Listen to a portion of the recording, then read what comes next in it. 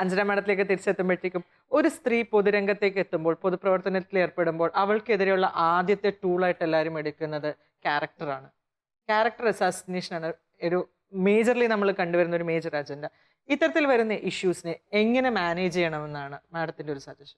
അതിനെ ധൈര്യപൂർവ്വം നേരിടുകയല്ലാതെ യാതൊരു തരത്തിലുള്ള അതിന് വേറെ പരിഹാരമൊന്നുമില്ല. കാരണം ഞാൻ ശരിയാണ് എന്നൊരു സ്ത്രീക്ക് ബോധ്യമുണ്ടെങ്കിൽ അവൾക്ക് ധൈര്യമായിട്ട് മുന്നോട്ട് പോകാം. അപ്പം ആരെങ്കിലും ചുറ്റും നിന്ന് എന്തെങ്കിലും പറയുന്നുണ്ട് എന്ന് കേട്ട് അതിനെ ഭയന്ന് അല്ലെങ്കിൽ ഭീഷണികൾക്കെതിരെ അതിനെ തോറ്റ് മുട്ടുമടക്കി നിന്ന് ഒരിക്കലും സ്ത്രീക്ക് മുന്നോട്ട് പോകാൻ പറ്റില്ല. പക്ഷെ എനിക്ക് തോന്നിയിട്ടുള്ളത് ഇപ്പം നമ്മൾക്ക് എല്ലാവർക്കും കുടുംബത്തിൻ്റെതായിട്ടുള്ള ഒരു പിൻബലം സാമൂഹ്യ രംഗത്ത് പ്രവർത്തിക്കുന്നതിനുണ്ട്. പലപ്പോഴും പല സ്ത്രീകൾക്കും അത് കിട്ടാതെ വരുന്നുണ്ട് എന്ന് എനിക്ക് എൻ്റെ കൂടെ അല്ലെങ്കിൽ ഞാൻ ഇടപെടിയിട്ടുള്ളിടത്ത് എനിക്ക് തോന്നിയിട്ടുണ്ട്. കാരണം നമുക്കറിയാം വൈകുന്നേരം 8 മണിക്ക് മുമ്പ് ചിലപ്പോൾ വീട്ടിൽ കയറാൻ നമുക്ക് സാധിച്ചു എന്ന് വരില്ല. കാരണം ഒരു വലിയ വിഷയത്തിനകത്ത് നിൽക്കുന്ന സമയത്ത് ആ വിഷയം അതിൻ്റെ മൂർധന്യാവസ്ഥയിൽ നിൽക്കുമ്പോൾ അയ്യോ സമയം 8 മണിയായി എനിക്ക് വീട്ടിൽ പോകണമെന്ന് പറഞ്ഞുകൊണ്ട് നമുക്ക് ആർക്കും തിരിച്ചു പോകാൻ പറ്റില്ല. പക്ഷേ ഒരു സമയത്തിൻ്റെ പരിധി നിശ്ചയിച്ചു കൊടുക്കുന്ന അച്ഛനുണ്ട്, അല്ലെങ്കിൽ ഭർത്താവുണ്ട്. അപ്പോൾ അങ്ങനെയൊക്കെ വരുന്ന സമയത്ത് അവരത് നിശ്ചയിക്കുന്നതിന് നേരത്തെ മുത്തുമണി പറഞ്ഞതുപോലെ സമൂഹത്തിലെ ഇത്തരത്തിലുള്ള ആരോപണങ്ങൾ ഒരു വലിയ ഘടകമാണ്. പക്ഷെ അതിനെ സ്ത്രീ എവിടെയെങ്കിലും ഭയപ്പെട്ടാൽ അത് പിന്നീട് ഒരിക്കലും അവൾക്ക് അതിൽ നിന്ന് പുറത്തേക്ക് വരാൻ പറ്റില്ല. അതുകൊണ്ട് എങ്ങനെ അതിനെ നേരിടണം എന്ന് ചോദിച്ചാൽ ധൈര്യമായിട്ട് അതിനെ നേരിടുകയുള്ളൂ. ഇപ്പൊ ഇവിടെ എല്ലാവരും പറഞ്ഞല്ലോ സ്ത്രീയെ നമ്മൾ ആരാധിച്ചിരുന്നു, അവിടെ നിർത്തിയിരുന്നൊക്കെ. നമുക്ക് ഈ നവോത്ഥാനം എന്ന് പറയുന്ന ഒന്ന് ഭാരതത്തിൽ സംഭവിച്ചല്ലോ. എന്തായിരുന്നു അതിന്റെ അടിസ്ഥാനം? സ്ത്രീ കേന്ദ്രീകൃതമായിട്ടുള്ള അടിച്ചമർത്തിയിട്ടിരിക്കുന്ന സ്ത്രീക്ക് സ്വാതന്ത്ര്യം കൊടുത്താൽ മാത്രമേ ഈ നാടിന് നവോത്ഥാനം ഉണ്ടാകൂ എന്ന് പറഞ്ഞു തന്നെയാണ് രാജാറാം മോഹൻ റോയ് ആയെങ്കിലും അല്ലെങ്കിൽ ദയാനന്ദ സരസ്വതി ആണെങ്കിലും ആരായാലും സതി സ്ത്രീക്ക് വേണ്ടിയുള്ള അവകാശമായിരുന്നു. അപ്പം ഈ നവോത്ഥാനത്തിന്റെയൊക്കെ പുറകിൽ നട്ടെല്ലായിട്ട് പ്രവർത്തിച്ചത് സ്ത്രീ കേന്ദ്രീകൃതമായിട്ടുള്ള വിഷയങ്ങളായിരുന്നു. പെൺകുട്ടികളുടെ ഹത്യ ഒഴിവാക്കണം, അല്ലെങ്കിൽ ശൈശവ വിവാഹം നിരോധിക്കണം, ഇങ്ങനെയൊക്കെയുള്ള കാര്യങ്ങൾ. അപ്പം ഇപ്പൊ തന്നെ നോക്കൂ, ഭാരതത്തിന്റെ പ്രധാനമന്ത്രി ആദ്യമായിട്ട് പ്രഖ്യാപിച്ച പദ്ധതിയിലൊന്ന് ബേട്ടി ബച്ചാവോ ബേട്ടി പഠാവോ, പെൺകുട്ടികളെ പഠിപ്പിക്കൂ, പെൺകുട്ടികളെ രക്ഷിക്കൂ. കാരണം അവരുടെ സജീവമായിട്ടുള്ള ക്രിയാത്മകമായിട്ടുള്ള ഇടപെടൽ സമൂഹത്തിൽ ഉണ്ടാക്കുന്ന മാറ്റം വളരെ വലുതാണ്. ഏതൊരു പ്രശ്നത്തിനെയും ഒരു പുരുഷൻ നോക്കിക്കാണുന്ന ആംഗിളിൽ നിന്ന് വ്യത്യസ്തമായിട്ട് നമുക്ക് നോക്കിക്കാണാൻ സാധിക്കില്ലേ? ഒരു പുരുഷൻ അതിന് നിർദ്ദേശിക്കുന്ന ഒരു പരിഹാരമല്ലാതെ അതിനേക്കാൾ നല്ല ഒരു പരിഹാരം പലപ്പോഴും പല സാഹചര്യത്തിലും നിർദ്ദേശിക്കാൻ സാധിക്കുക സ്ത്രീകൾക്കാണ്. കാരണം അത് സ്ത്രീ ചിന്തിക്കുന്ന രീതി വ്യത്യസ്തമായതുകൊണ്ടാണ്.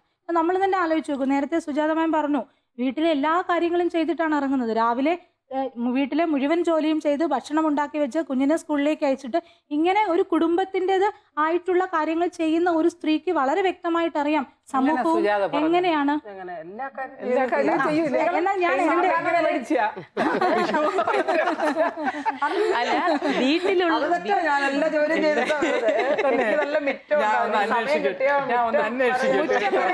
അക്കാര്യത്തിലേക്ക് ഞങ്ങളെല്ലാം വീട്ടിലുള്ളപ്പോൾ പൂർണ്ണമായി വീടിന്റെ ഉത്തരവാദിത്തങ്ങൾ ചെയ്യും. വീട്ടിലില്ലാത്തപ്പോൾ കുടുംബാംഗങ്ങൾക്ക് വേണ്ടി ചെയ്യേണ്ട കാര്യങ്ങൾ ഉറപ്പുവരുത്തിയിട്ട്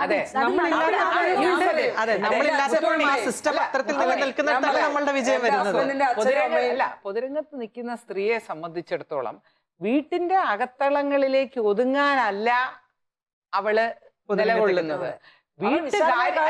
വീട്ടിലെ കാര്യങ്ങൾ മാനേജ് ചെയ്യുക. ചിലപ്പോ അത് തനിയെ ചിലപ്പോ അത് തനിയെ ചെയ്യും, കുറച്ച് കാര്യങ്ങൾ തനിയെ ചെയ്യും, കുറെ കാര്യങ്ങള് നമ്മള് ആളുകളെ കൊണ്ട് ചെയ്യിക്കും, പിന്നെ പ്രയോറിറ്റൈസ് ചെയ്യും ഏതൊക്കെയാണ് ചെയ്യുന്നത്. എന്റെ കുടുംബത്തെ സംരക്ഷിക്കാനുള്ള ഉത്തരവാദിത്വം എനിക്കാണ്. അത്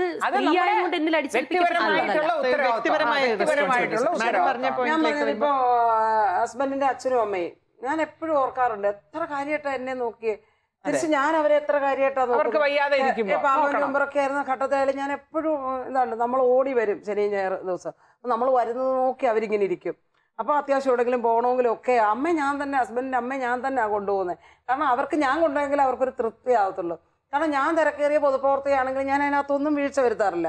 അത് ഇപ്പോഴും ഈ തിരക്കുണ്ടെങ്കിൽ ഇപ്പൊ അമ്മയും കൊണ്ട് എവിടെങ്കിലും പോകണമെങ്കിൽ ഇല്ലേ, അമ്മമാരെയും കൊണ്ട് പോകുന്നത് നമ്മൾ തന്നെയാണ്, നമ്മൾ കൊണ്ടുപോകും. ഈ പൊതുപ്രവർത്തകരായോണ്ട് അവർക്ക് താല്പര്യമുണ്ട്. എന്റെ അമ്മായിയമ്മ നല്ല ഏജ്ഡ് ആയിരുന്നു. ഇപ്പൊ 92 ആയപ്പോ അമ്മ മരണപ്പെട്ടു കഴിഞ്ഞ ജൂണില്. ചേച്ചി പറഞ്ഞ കണക്ക് എന്തെങ്കിലും ഒരു ചെക്കപ്പിന് പോണേ കാത്തിരിക്കും, അവള് വരട്ടെ, അവള് വന്നാലും ബാക്കി മരുമക്കൾ ആരും വന്നാലും അവർക്കൊരു വിശ്വാസം. ചിലർക്ക് അങ്ങനെ ഉണ്ട്, അതൊക്കെ ഉണ്ട്. അപ്പൊ നമുക്കതൊക്കെ ഒരു പ്രിവിലേജ് അതൊരു അംഗീകാരമാണ്. നമുക്ക് തരുന്ന നമ്മുടെ പ്രവർത്തന ശൈലിക്ക് അവർ തരുന്ന ഒരു അംഗീകാരം.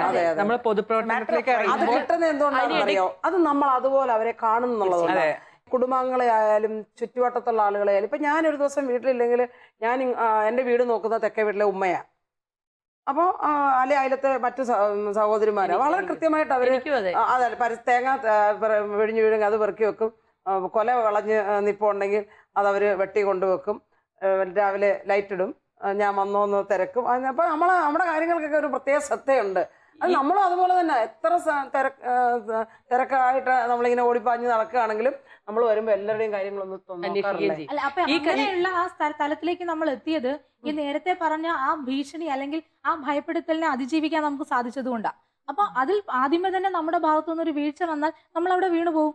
നമുക്ക് പിന്നെ എഴുന്നേക്കാൻ പറ്റില്ല. പക്ഷെ പിന്നീട് സമൂഹം നമ്മളെ തിരിച്ചറിയും. ഏത് പാതിരാത്രിക്ക് നമ്മൾ ഒറ്റയ്ക്ക് വന്നാലും നമ്മളെ ശ്രദ്ധിക്കാൻ, നമ്മളെ സഹായിക്കാൻ നമ്മുടെ ഒരു സമൂഹം ഉണ്ടാവും. അത് ഉറപ്പാണ്. അല്ല, അതിനകത്ത് ഒരു ചെറിയ പ്രശ്നമുണ്ട്. അതായത് ഇപ്പൊ ഈ പഞ്ചായത്ത് 95-ന് ശേഷം വന്ന ഒരുപാട് സ്ത്രീകളെ എനിക്കറിയാമല്ലോ.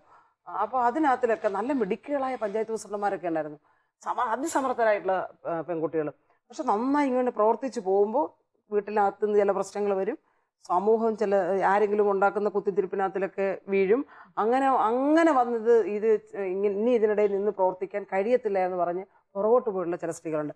ഈ ചർച്ച കേൾക്കുന്നവരോട് പറയാനുള്ളത് വളരണം എന്നുള്ള ഒരു അവിടെ ഒരു കാര്യമുണ്ട്. നല്ലപോലെ സ്ട്രഗിൾ ചെയ്യാൻ തയ്യാറായെങ്കിൽ മാത്രമേ സ്ത്രീകൾക്ക് മുന്നോട്ട് പോകാൻ പറ്റത്തുള്ളൂ. ഈ പറഞ്ഞ പോലെ എന്ത് അപവാദമാകട്ടെ, എന്ത് ദ്രോഹമാകട്ടെ, അതിന്റെ മുമ്പിലൊന്നും മുട്ടുമടക്കിയ നമ്മൾ ഇവിടെ തന്നെ നിൽക്കത്തുള്ളൂ. ഒരു ഇഞ്ച് നമ്മൾ പോകില്ല.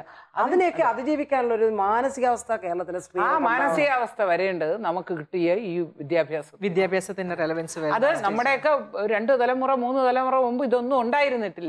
എന്നിട്ട് പോലും അവര് ആ കരുത്തോടു കൂടി മുന്നോട്ട് വന്നവരാണ്. അപ്പൊ ഈ ഇങ്ങനെയുള്ള എംപവർമെന്റ് ശാക്തീകരണങ്ങളൊക്കെ കിട്ടിയിട്ടും അവയർനെസ് ബോധവൽക്കരണം കിട്ടിയിട്ടും നമുക്കത് കഴിയുന്നില്ലെങ്കിൽ നമ്മൾ മുൻ തലമുറയ്ക്കും നമ്മളെ അപമാനങ്ങളാണ്.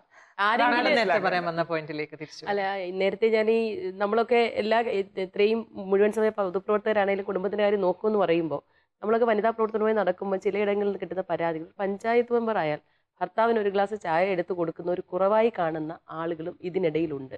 അതിനെയും ഇതിനെയും ശാക്തീകരണം എന്ന് പറയുന്നത് കുടുംബത്തിന്റെ ഉത്തരവാദിത്തങ്ങൾ നിറവേറ്റാതെ പോകുന്നതല്ല. മുഴുവൻ സമയം കുടുംബത്തിരുന്ന് രാവിലെയും ഉച്ചയ്ക്കും രാത്രിയും ചൂടോടുകൂടി ഭക്ഷണം ഉണ്ടാക്കി കൊടുക്കുന്നതുമല്ല, മറിച്ച് പരസ്പര ബഹുമാനത്തോടും പരസ്പര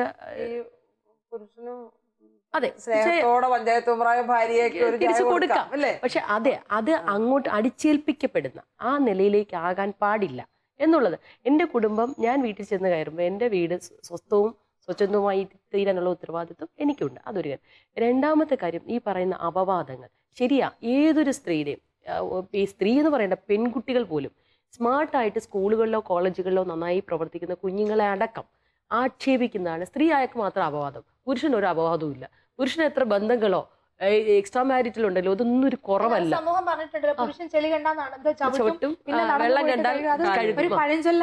അതെ. പക്ഷെ അവിടെ നമ്മളിതിനെ അഞ്ജന പറഞ്ഞ പോലെ നമ്മളിതിനെ ഭയക്കുന്നേ. ഒരു ആരോപണം എൻ്റെ മേൽ പതിക്കില്ല, വാക്കുകൊണ്ടോ നോക്കൊണ്ടോ പതിക്കില്ല എന്ന് എനിക്ക് ഉത്തമ ബോധ്യം ഉണ്ടെങ്കിൽ അവരെ ബിസിനസ് അത് നടത്തിക്കൊണ്ടു നമ്മൾ നേരെ പോവും. കേരളത്തിലെ സ്ത്രീകൾ നേരെ സുജാച്ച് പറഞ്ഞതുപോലെ ശക്തരായ വനിതകളാണ്. സ്വഭാവ മഹിമയുള്ള, അന്തസ്സുള്ള, ആഭിജാത്യത്തോടുകൂടി ആരുടെയും മുന്നിൽ തലകുനിക്കാതെ സ്വന്തം ഉത്തരവാദിത്തങ്ങൾ അത് വ്യക്തിജീവിതത്തിലായാലും പൊതുജീവിതത്തിലായാലും ഔദ്യോഗിക ജീവിതത്തിലായാലും നടത്തിക്കൊണ്ടുപോകാൻ കെൽപ്പുള്ളവരാണ്. പക്ഷെ ചിലര് പാവങ്ങളായിരിക്കും, അവരാണ് തകർന്നു പോകുന്നത്. ഞാൻ ഇങ്ങനെ ചെയ്യാതെ ഇത്രയും നല്ല രീതിയിൽ പ്രവർത്തിച്ചിട്ട് എന്തുകൊണ്ട് എന്നെ പറഞ്ഞത്, എനിക്കിത് സഹിക്കണ്ട, ഞാൻ എന്നേക്കാൾ വീട്ടിലിരുന്നോളാം എന്ന് പറയുന്നവരെ ധൈര്യം കൊടുത്ത് കൊണ്ടുവരാനുള്ള ഉത്തരവാദിത്വം നമുക്കുണ്ട്. ജീവിത വിജയം എന്ന് പറയുന്നത് അത് ഏത് മേഖലയിലായാലും നിർഭയരായിട്ടുള്ളവർക്കാണ്. മറ്റുള്ളവർ ഒരുപാട് ഏത് മനുഷ്യൻ്റെ ജീവിതത്തിലും എത്ര ഉന്നതരായാലും എത്ര മഹാന്മാരായാലും അവരുടെ ജീവിതത്തിലെല്ലാം ഈ പ്രതിസന്ധികൾ ഉണ്ടായിട്ടുണ്ട്. അതിനെ ആരൊക്കെ വിജയകരമായി അതിജീവിക്കുന്നുവോ അവർക്ക് മാത്രമേ തല നിവർത്തി നിൽക്കാൻ കഴിയുള്ളൂ.